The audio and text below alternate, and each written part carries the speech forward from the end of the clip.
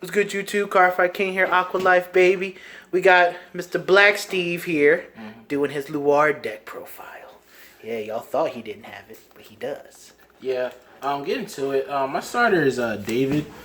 A lot of people run either use loot or either the Ritual 3 card starter where you rest it and give 2 units plus 4. But I like using David because I like making the plays with Aura Geyser dams and everything. And since you run David, you don't have to run Charon because you can just fish him back and just bring him back out whenever you want to go into your spectral plays or even your other Diablo plays. So that's a really useful starter in my opinion. It opens up your grade 1 so you don't have to run Charon as well. So there's a lot of value in that. And plus, if you misride Luard, if you don't ride Luard, you can actually still do things with Aura Geyser and everything to see if you can get your combo plays off. Then for 3s, 4 Luard, self-explanatory. And then we have Floatia, the Witch. This is a 9k grade 3. This card you never want to ride, but when you call it, it has so much value. This ability is when it's placed on Vanguard circle or Rearguard circle, you Cannon Blast 1. You search your deck for 2 grade 0 Shadow Paladin units. This is coney for control matchups because if they take away your ability to use Luard's on stride ability, you can still fish zeros out the deck, and I like to use it when I don't really have a field. I can call this and get out one of the critical triggers, and if I send this back, so you're still able to make plays because I see a lot of people when they don't have a field, they use a stride turn on going into Luard stride and to be able to get some advantage off, but it's that stride isn't really threatening, which is why you'll see I don't run it right now currently. It's just that I find more value with this. So those are my grade 3s. Grade 2s is basic 4 Morphesses and then 4. You gotta have 4 Morphesses. If you're not playing 4 Morphesses, you're missing out. Morphess is too cheap, too nice, and riding it is pretty good too because if you call out double sword break in your first stride turn, you basically Soul Blast this into 1. You have 2 1s in the drop zone already, and you sack off one of the sword breakers, and it's you're at Ritual 3 already, first turn stride. But you really want to ride the 10k vanillas because this deck really doesn't have much early game at all. And that's what most decks try to do against Luard. They'll try to kill you first, in their early stages. So you want to have that defense, which is really key. And my last grade 2 I run is Hole. I actually like this card because it's an alternative way of unflipping damage, and building up soul, other than using the owl. So this card is really nice, and it also allows you to pump up your Diablo, your Spectral during that turn. So you call out your 1s, you're able to give your Vanguard +6, and he'll get +6 as well. I mean plus 3 for every 1 you call out. That's what I meant. So this is pretty good. It's pretty good value. On to grade 1s. 4 Ezra's Perfect Guards. This Perfect Guard is really good. I hate that card. Being able to keep getting a Perfect Guard to your hand is really key. And even seeing it early, if you put it in the drop zone, you can go first turn stride, fish out the other Perfect Guard, sack it off, and then bring it back to hand. So you're able to keep doing, keep recurring it. It's a good ride target too. Yeah, it's an okay ride target too. So it's a really very good card. And you have to run this card too. You need to find the Luard. There's no question about it. And this is your primary unflipping target too. By just by sacking it off, you unflip it damage. So you have this is a key card. No, you run 4, no more, no less. Well, you can't run more, but it's whatever. Then since I'm running 7, I'm only running 7 3s. So this is the stride enabler is key. When you ride Luard, you don't want to. Sometimes you don't want to pitch hit your witch. So you want to pitch out the grade 1. I mean, it's a 1, so you put you closer to ritual in the end point. And it's also if you don't have Luard, you're on this. You can just pitch this. Yeah. So it's just to get you to first turn stride. And then Kaiden, this powers you up during your Diablo turns, give you +5 in the on hit. The on hit's not all that. It's just the power that makes it more valuable. And like I said, if you run into a hole, you get to soul charge and then flip. So that's very key. Last grade 1 is Swordbreaker, Blackwing Swordbreaker. You want to call it out as early as possible, and it's not necessarily that good to keep spamming them because you want to use your soul for spectral afterwards. But you build enough soul after this. Sometimes you don't even want to call out double Swordbreaker. You want to save soul for spectral, but that's about it. It's still a very key card. On to zeros. This is the best crit trigger in the game. Hands down. So far, like its ability is Ritual 3 at the end of the turn. If you have a Luard Vanguard, you get to send it to the bottom of the deck. That is like probably the best ability ever. Mm-hmm. And also, if it's retired due to the effect of one of your cards, you get to draw a card. Which, like I said, this card being able to call these out, or even this out, makes this so much valuable. Like you play this, use this ability, call out 2 zeros if you want to do that, and like you sack them, Aura guys are doomed.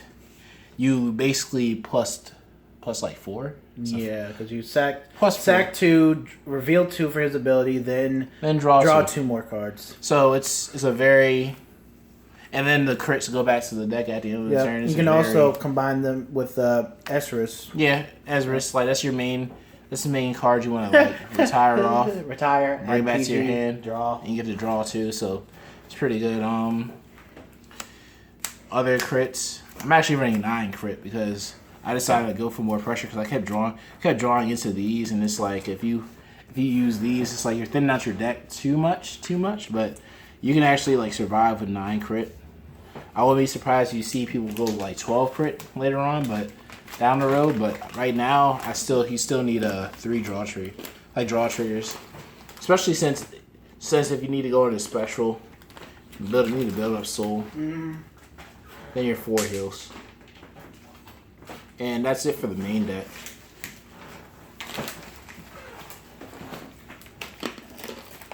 Now for the stride zone.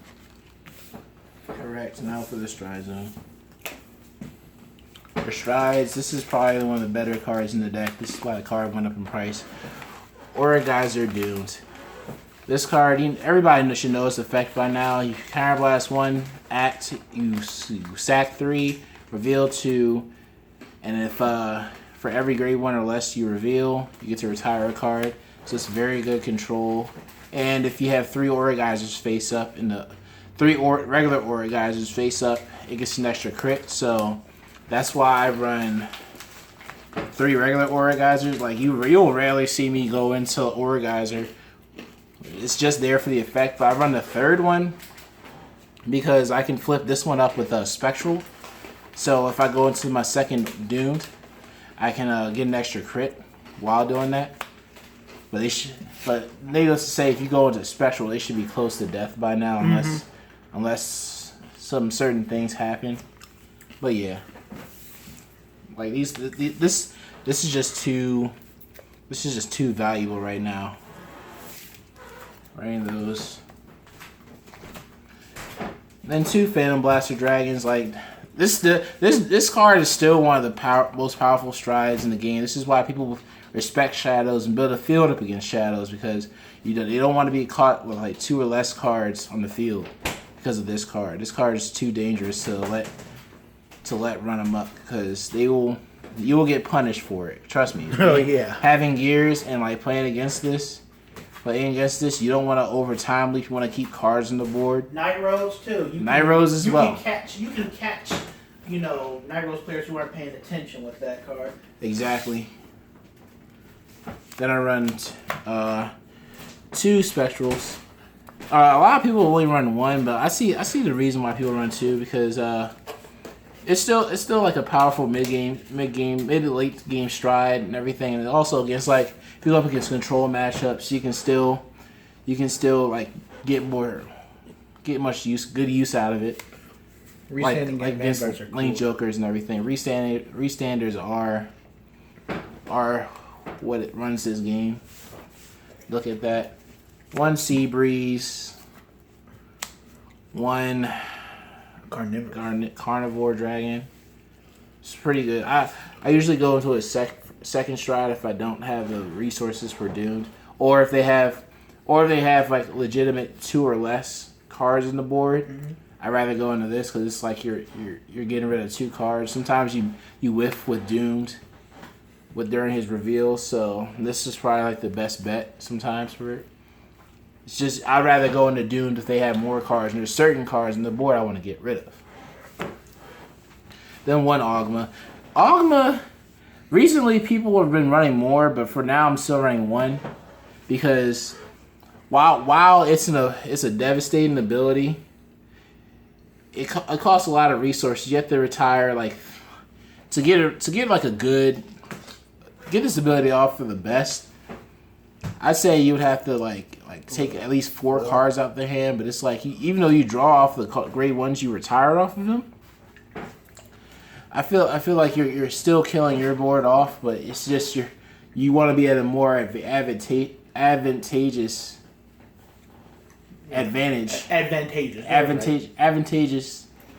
position than your opponent. Like in a mirror match, if your opponent's sitting at 3 damage, they have like 1 or 2 cards on the board, and you don't want to risk. They have less than 2 cards on the board. You don't want to risk like taking a chance with Diablo. This is probably your best bet because you're killing their hand more so than their field, and they probably will never recover from that. It's good against Night Rose and Gear Chronicles because you get to take out a bunch of their cards. Correct. From their hand. You get to get rid of the cat. Yeah, the cat. The cat. Everything before the battle phase happens, so they can't heterohound your cards. Right, and that's why for Night Rose, get rid of Lazy, Cannoneer. That's why this deck. That's why this deck is mostly like one of the better matchups against Gears because of all the control options they have once they get going. But it's still like Gears can still beat this deck, but it's like very hard coming from my standpoint. He is a Gear player too. Yeah, I try to be. And then G-Guard is just 3 plot makers, the easiest G-Guard in the game. Just be a Ritual 3 to get 10k. That's all you know. No counterblast, nothing. Just be a Ritual 3. And then 1 Dismal. Dismal is just there to protect your cards, especially if you want to have like certain cards you have on the board. People want to get rid of, like they want to get rid of this. And they also want to get rid of this because they know, like, if you're going to go into special next turn, you're going to go off with this card. So so it's important to protect certain rear guards and everything. That's my point of view from it. But yeah. Thank you, Black Steve, for the deck profile. Yep. We'll be doing some more deck profiles and also run Seabreeze too. Oh yeah, we got Seabreeze. Yeah. Everybody knows you got Seabreeze. Yeah. And we're going to be talking about GB8 cards in another video. I think the Shadow GB8's bad. Not necessarily bad, but it's not. We'll talk about it. Iffy about it. We'll talk about it. All right. We'll see y'all later.